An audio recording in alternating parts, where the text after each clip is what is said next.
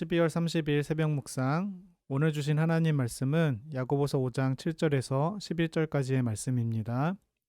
신약 성경 375쪽에 있습니다. 야고보서 5장 7절에서 11절 제가 읽겠습니다. 그러므로 형제들아 주께서 강림하시기까지 길이 참으라. 보라 농부가 땅에서 나는 귀한 열매를 바라고 길이 참아 이른 비와 늦은 비를 기다리나니 너희도 길이 참고 마음을 굳건하게 하라. 주의 강림이 가까우니라. 형제들아 서로 원망하지 말라. 그리하여야 심판을 면하니라. 보라 심판주가 문 밖에 서 계시니라. 형제들아 주의 이름으로 말한 선지자들을 고난과 오래 참음의 본으로 삼으라. 보라 인내하는 자를 우리가 복되다 하나니 너희가 욥의 인내를 들었고 주께서 주신 결말을 보았거니와 주는 가장 자비하시고 긍휼히 여기시는 이시니라. 아멘.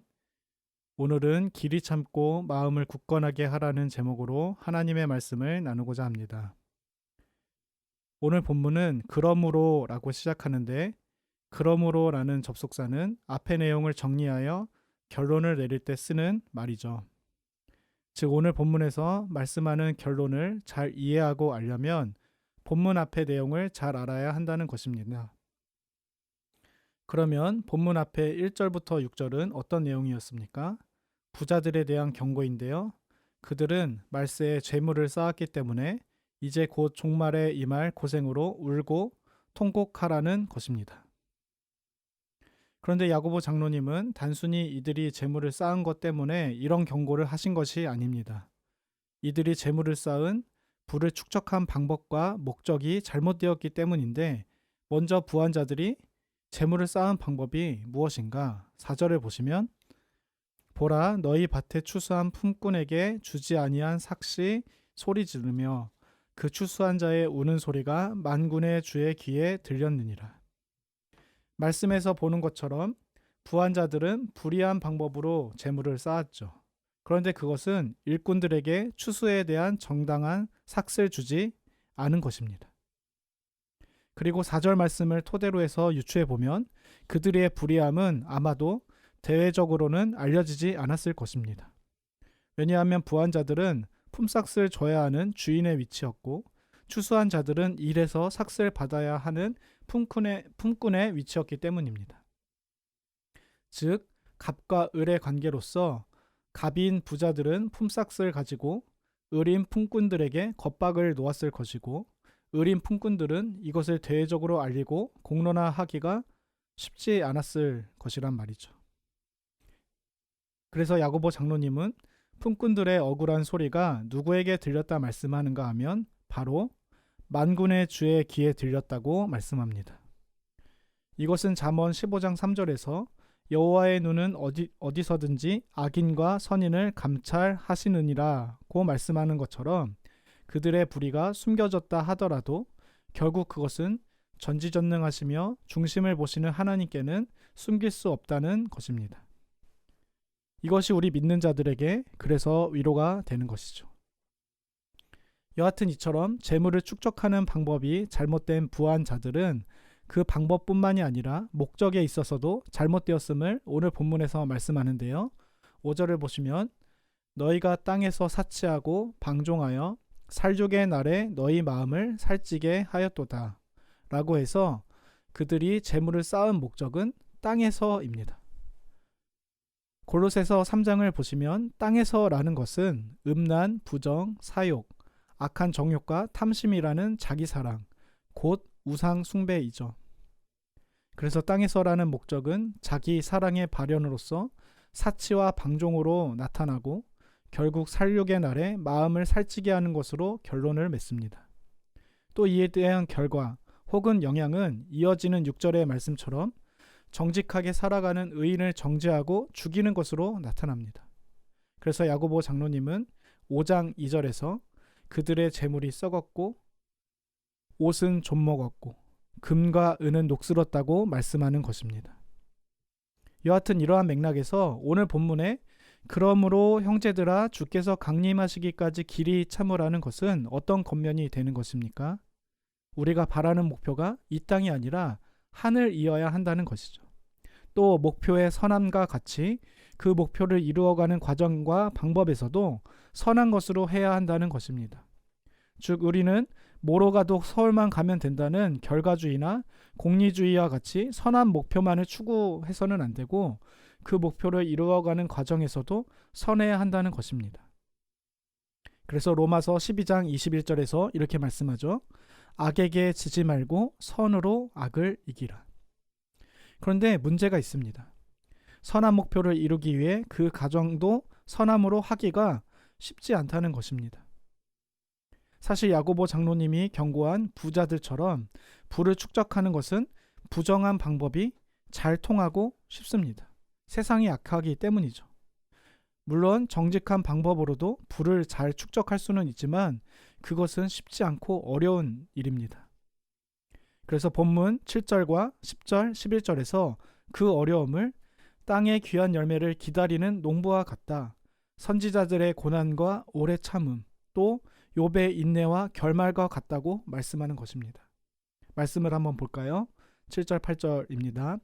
그러므로 형제들아 주께서 강림하시기까지 길이 참으라. 보라 농부가 땅에서 나는 귀한 열매를 바라고 길이 참아 이른 비와 늦은 비를 기다리나니 너희도 길이 참고 마음을 굳건하게 하라. 주의 강림이 가까우니라. 또 이어서 10절 11절을 보시면 형제들아 주의 이름으로 말한 선지자들을 고난과 오래 참음의 본호로 삼으라. 보라 인내하는 자를 우리가 복되다 하나니 너희가 욥의 인내를 들었고 주께서 주신 결말을 보았거니와 주는 가장 자비하시고 긍휼히 여기시는 이시니라. 아멘.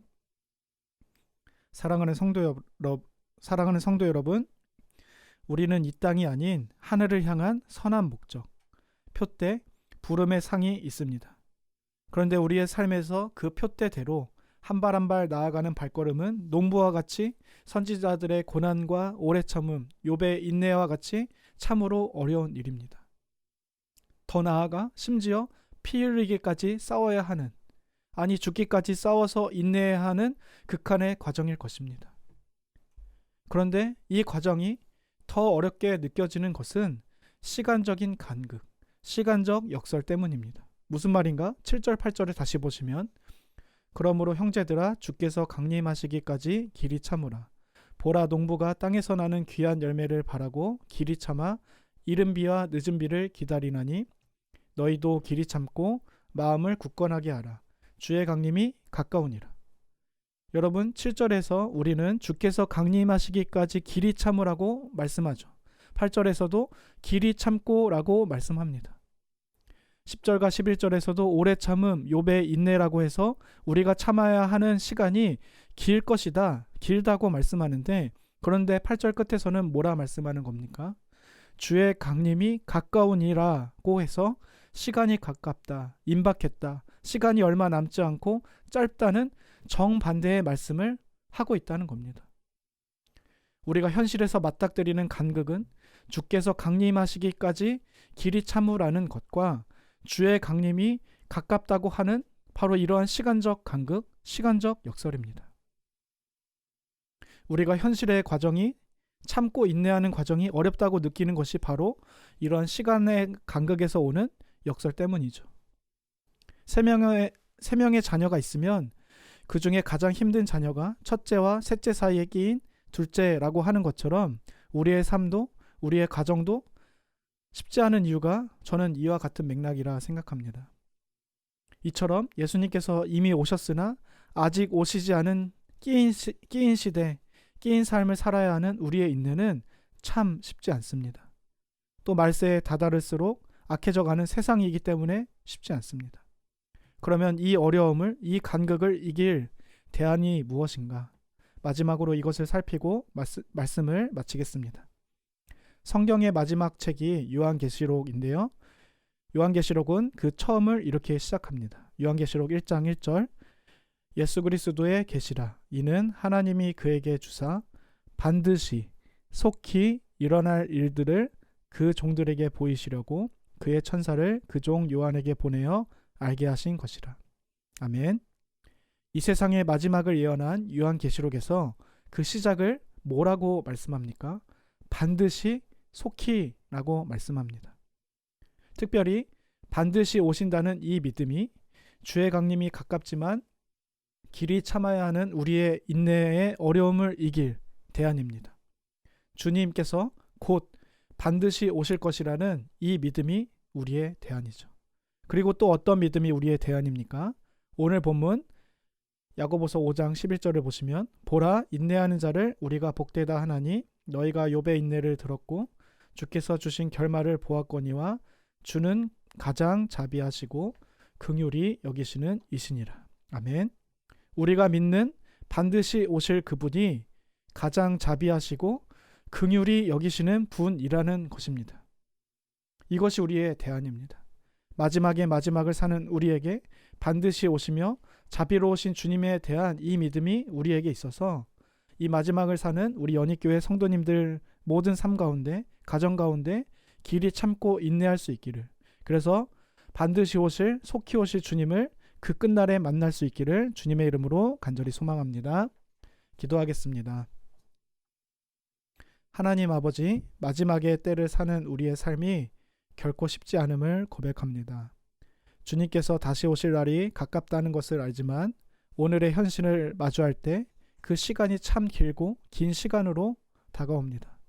또 주님을 믿지 않는 자들은 악한 목적과 악한 과정으로 쉽고 빠르게 편안히 사는데, 믿는 우리는 선한 목적과 선한 과정으로 이 험한 악한 시대를 살려다 보니까 길이 참고 견디기가 참으로 어렵다는 것을 매일매일 매 시간의 삶에서 경험하게 됩니다. 그러나 오늘 말씀처럼 그것이 힘들지만 주님께서 가장 자비하시고 긍휼이 많으시며 반드시 오실 분임을 믿고 의지해서 농부가 귀한 열매를 바라듯이 또 욥의 인내가 복된 것을 아는 사람과 같이 길이 참고 기다리는 자로 살게 하옵소서.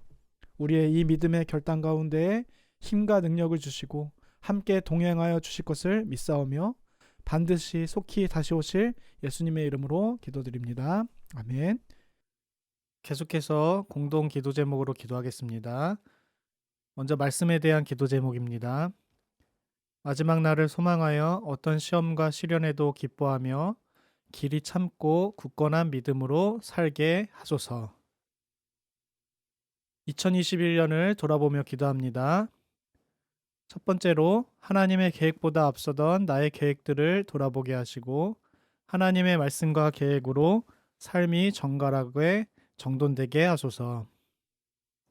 둘째로 항상 선한 길로 인도하시는 하나님의 은혜에 감사하게 하시고 가야 할 곳을 말씀하시는 하나님의 다음을 신뢰하게 하소서. 셋째로 모든 때를 주관하시는 하나님의 시간을 신뢰하게 하시고 나의 시간에서 판단하지 않고 하나님의 때를 기다리게 하소서. 넷째로 송구영신 예배를 통해 지난날의 감사와 은혜는 쌓아가고 죄악과 두려움은 버리는 시간, 절망 속에서 눈을 들어 주를 바라보는 시간 되게 하소서. 담임 목사님과 교역자들을 위해 기도합니다. 박재훈 담임 목사님에게 날마다 하나님의 은혜와 평강이 가득하게 하시고 연희교회를 잘 이끌어갈 수 있도록 성령의 충만함과 영육의 강건함을 허락하여 주소서. 부교역자들에게 은혜와 성령의 충만함으로 한마음과 한뜻이 되게 하시고 담임 목사님과 연희교회 또 각 부서와 가정을 잘 섬길 수 있도록 지혜와 능력을 허락하여 주옵소서. 연희교회 파송 협력 선교사님들을 위한 기도입니다. 최종상 윤명희 선교사님의 가정과 사역을 지켜주소서. CGNTV에서의 전도와 교회 개척에 대해 강의, 녹화 작업이 은혜 가운데 잘 진행되어 감사드리고 이후 편집 작업과 영상이 잘 활용되게 하소서. 귀국 중에 주일 설교 기회마다 성령 충만하여 하나님의 말씀과 마음을 전달할 수 있게 하소서. 출국 전까지 건강 주셔서 맡은 사역들을 잘 감당할 수 있게 하소서. 환우를 위한 기도입니다. 이명우 권사님 눈의 각막을 위해서 기도해 주시기 바랍니다. 수험생을 위한 기도입니다. 수능 이후에 면접과 서류 접수를 잘 준비하게 하시고 모든 입시 과정 속에서 하나님의 인도하심을 경험하며 나아갈 수 있도록 인도하여 주소서. 우리 다 같이 이 기도 제목들을 가지고 기도하시겠습니다.